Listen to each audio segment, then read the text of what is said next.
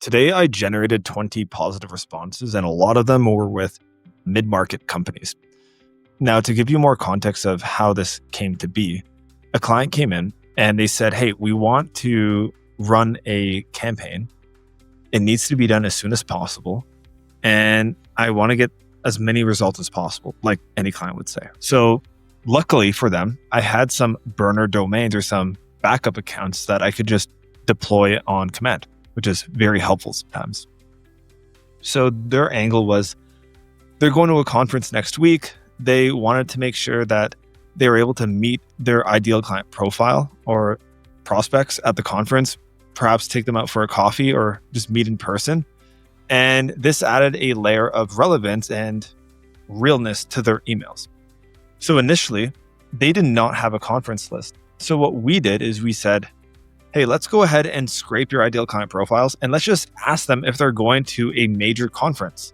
So what we did is we scraped the list and we tried to use some fancy personalization saying, hey, by the way, are you and insert colleague going to the conference? And we thought that this was kind of like a fancy campaign, and the results weren't really that impressive for companies that have over 600-700 employees.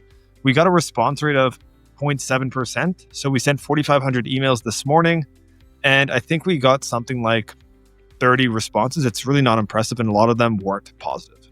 However, later that morning, we got the actual conference list. So we tried to, it's a Thursday right now, the conference starts on Monday. So we just ran it through Clay. We validated the emails. We made sure that we normalized the company names, and we didn't even use this fancy colleague variable.